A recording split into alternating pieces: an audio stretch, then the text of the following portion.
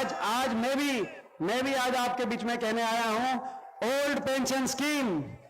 हरियाणा में बदलाव होगा, परिवर्तन होगा और ओल्ड पेंशन स्कीम मिलेगी मिलेगी मिलेगी।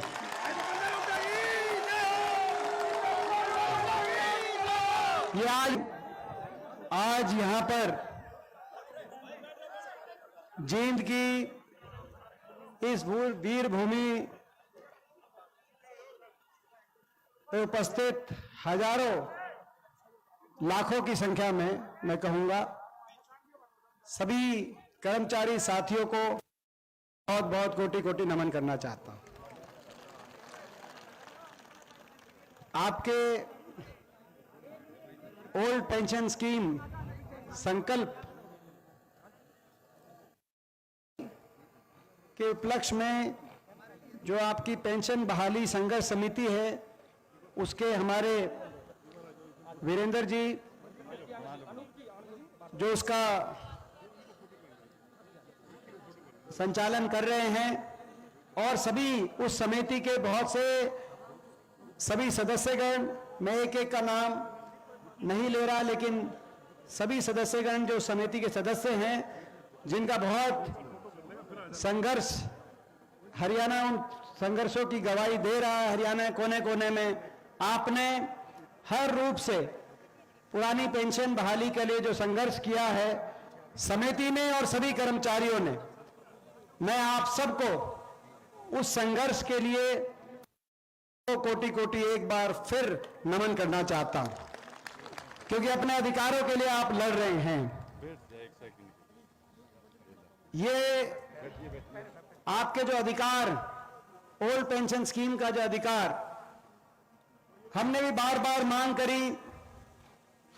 सरकार से हर स्तर पर मांग करी, केंद्र सरकार से भी और हरियाणा में प्रदेश सरकार से भी, कि कर्मचारियों को ओल्ड पेंशन स्कीम मिले, उनकी ओल्ड पेंशन स्कीम बहाल हो, उसका लाभ हरियाणा कर्मचारियों को मिले। जब देश में बहुत से प्रदेशों में ओल्ड पेंशन स्कीम बहाल हो सकती है, तो जो हरियाणा एक समय में 2013-14 के समय याद करें तो प्रति व्यक्ति आय में देश में नंबर 1 था हमारा प्रदेश, तो एक समृद्धि की पहचान थी उस समय हरियाणा की।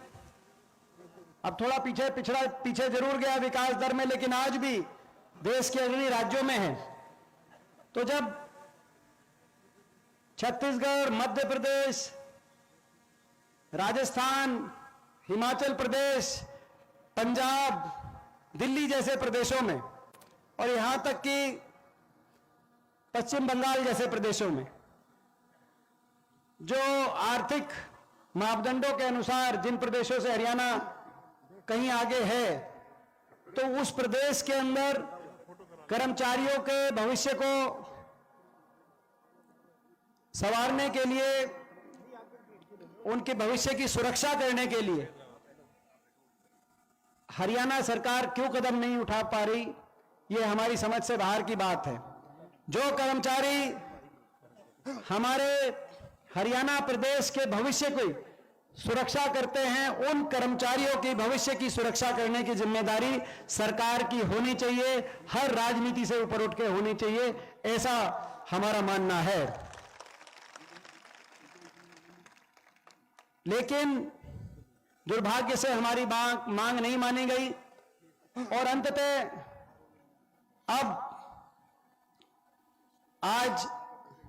क्योंकि आज 24 में ना सिर्फ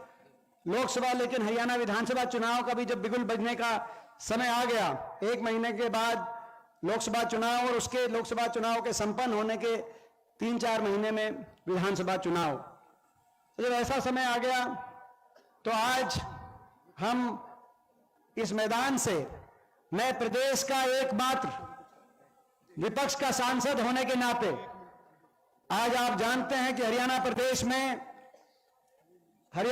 से 15 सांसद हैं,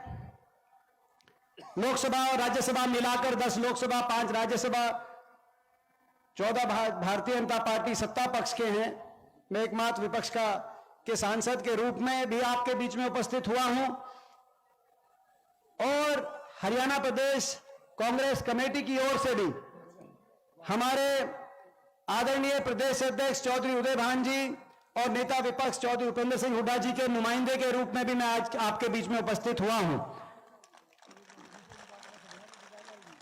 आज होडल में चौधरी उदय भान जी के क्षेत्र में बहुत बड़ी जन आक्रोश रैली थी, तो हुड्डा साहब और उदय भान जी वहां उस रैली में, और उस रैली से विशेष हेलीकॉप्टर के माध्यम से उनका संदेश लेकर भी, पार्टी का संदेश देकर भी मैं सीधा रैली से यहां पर आपके बीच में उपस्थित हुआ हूं और मैं कहने के लिए आपके बीच में आया हूं। अभी जैसे मुख्यमंत्री जी ने एक हमारी एम्प्लॉई खेल महकमे में एक बेटी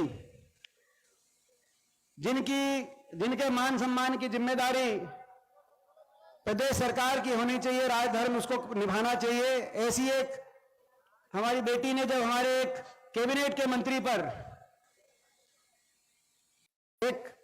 कहा कि उनने उनके साथ दुर्व्यवहार किया है, तो मुख्यमंत्री जी ने बिना जांच के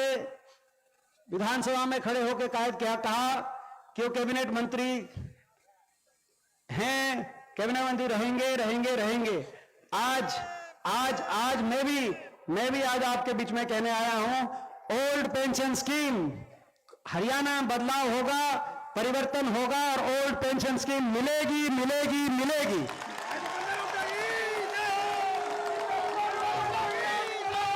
ये आज मैं ये कहना चाहता हूं सरकार को कि आपकी बहुत सी नीतियां, कर्मचारी विरोधी नीति, सरकारी कर्मचारी विरोधी नीतियां पे आपको पूर्ण विचार करना चाहिए। सत्ता दल को मैं आज एक विपक्ष के सांसद के रूप में कहना चाहता हूं, चाहे वो केंद्र सरकार के कर्मचारियों के प्रति आपका रवैया हो, चाहे वो भारत देश की फौज के और फौजियों के प्रति आपका रवैया हो, चाहे वो हरियाणा प्रदेश के कर्मचारियों के प्रति आपका रवैया हो। हम देखते हैं कि जय जवान जय किसान का देश है और जय जवान जय किसान का प्रदेश है, लेकिन आपने फौज में किसी की मांग नहीं थी, ना फौजी मांग कर रहे थे। फौजी तो मांग कर रहे थे कि 1 रैंक 1 पेंशन हो, लेकिन आपने बिना फौज की मांग के, ना किसी राजनीतिक दल की मांग थी, ना किसी नौजवान की मांग थी जो फौज के अंदर जाने के लिए दिन रात एक करके सुबह 4 बजे उठकर रेस लगाकर दंड बैठक करके प्रैक्टिस करके तैयारी कर रहे थे। हरियाणा जैसे छोटे प्रदेश से आजादी से लेकर 2019 तक हर साल 5,500 की पक्की भर्ती होती थी, और एक ऐसी फौज देश के कोने कोने से भर्ती होकर एक ऐसी फौज, भारत देश की फौज, जय हिंद की सेना, जिस पे हमें गर्व था, आपने पक्की भर्ती वहां से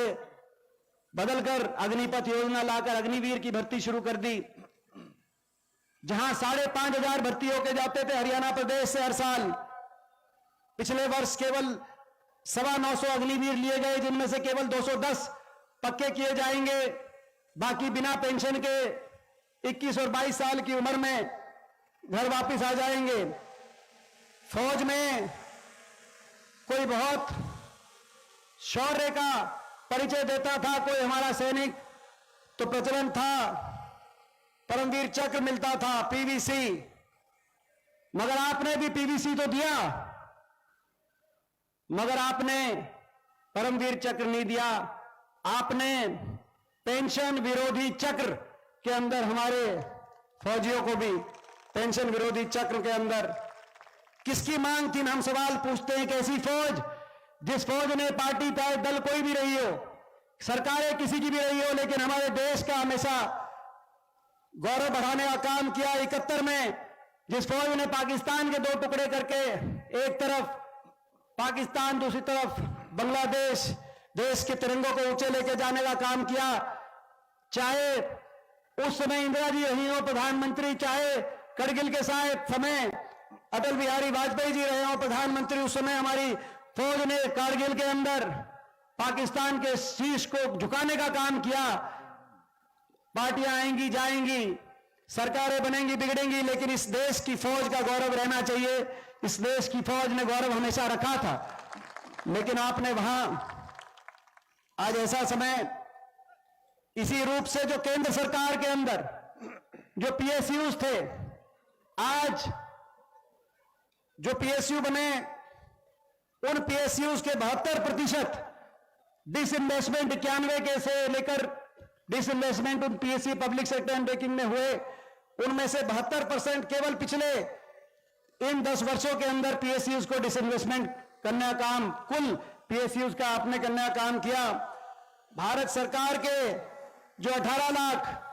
2014 में भारत सरकार के जो कर्मचारी थे, आज उनकी संख्या घटाकर 13 लाख करने का आपने काम किया। निजीकरण के हम खिलाफ नहीं हैं, मगर अनियंत्रित निजीकरण, ऐसा निजीकरण जिसमें हर वर्ग का जो अधिकार है उनको सुरक्षित नहीं रखा जाए। इतनी बड़ी संख्या में आपने केंद्र सरकार की नौकरियों में कटौती करने का काम किया, जो लगातार चल रहा है। रेलवे, पोर्ट, एयरपोर्ट हर निजी हाथों में देने का आपने काम किया। बढ़नी चाहिए थी ये नौकरियां। और ऐसे ही हरियाणा के अंदर भी जो हरियाणा सरकार की बहुत सी नौकरियां थी, या तो समाप्त करने का काम आपने किया, उनको विथहोल्ड कर दिया, उन पदों पे कोई नियुक्तियां नहीं की गई, या उनको कौशल निगम के माध्यम से जिसके अंदर कौशल निगम में ना कोई रिजर्वेशन है, ना कोई मेरिट है, आपने कौशल निगम के माध्यम से लगाने का जो काम किया, तो कच्चों में परिवर्तित कर रहे हैं, चाहे अग्निपथ हो, चाहे कौशल निगम हो, या उन पदों को समाप्त करने का जो आप काम कर रहे हैं। और कहीं ना कहीं जहां पद हैं वहां पर जो नौकरियां हैं वहां पर पेंशन में कटौती करने के आप रास्ते पे चल रहे हैं। मैं इस सरकार से कहना चाहता हूं कि इस नीति पे सरकार को पूर्ण विचार करना चाहिए। कर्मचारी देश को आगे लेके जाने में 75 साल के देश के इतिहास में भारत देश के कर्मचारी ने, चाहे वो फौज हो, चाहे भारत सरकार के कर्मचारी हो, चाहे वो हरियाणा सरकार के कर्मचारी हो, अगर महत्वपूर्ण भूमिका किसी ने निभाई है तो कर्मचारियों ने महत्वपूर्ण भूमिका देश को आगे लेके जाने के लिए निभाई है। ये वो कर्मचारी हैं। देश पे कोई आपदा आई, देश पर किसी भी रूप से कोई आपदा आई, कोई मुश्किल की घड़ी आई, कोरोना काल के अंदर कौन भूल सकता है जब बड़े बड़े लोग अपने घरों के अंदर, लेकिन कर्मचारी देश के लोगों के लिए तत्पर होकर, हरियाणा सरकार का कर्मचारी देश के लोगों के लिए तत्पर होकर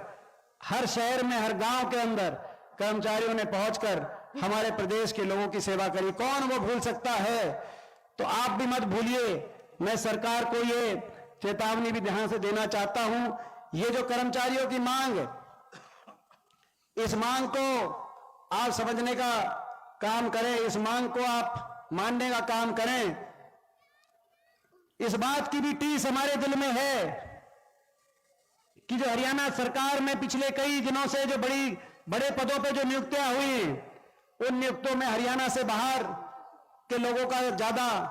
हरियाणा से नौजवानों से ज्यादा हरियाणा के बाहर के नौजवानों को जो अवसर मिला। बाहर किसी प्रदेश में हरियाणा के नौजवान का नंबर नहीं लग रहा, लेकिन हरियाणा में ऐसी लिस्टें आई, एसडीओ में 80 में से 78 बाहर के, एसडीओ इलेक्ट्रिकल में से 99 में से 77 बाहर के, तो असिस्टेंट प्रोफेसर टेक्निकल एजुकेशन जो इस साल आई उसमें 156 में से 103 बाहर के, एचसीएस में भी 35-36 बाहर के। मुख्यमंत्री जी कहीं ऐसा ना हो आपको वोट भी बाहर मांगनी पड़े, मैं मुख्यमंत्री जी को ये कहना चाहता हूं। कर्मचारियों की इस मांग को, ओल्ड पेंशन स्कीम को आप तुरंत प्रभाव से माने। चुनाव की घड़ी है, आप माने, और नहीं मानेंगे तो लोग फैसला देंगे। और हमें यदि आशीर्वाद मिला तो ना सिर्फ लागू करेंगे, लेकिन जो आपने कर्मचारी विरोधी चेहरा राजस्थान में दिखाने का काम किया, जहां कांग्रेस की गहलोत सरकार ने ओल्ड पेंशन स्कीम को लागू किया था, लेकिन आपने आते ही उस ओल्ड पेंशन स्कीम की सुविधा को आपने बदलने का कुप्रयास वहां पे काम किया, ओल्ड पेंशन स्कीम वापस लेने का काम किया।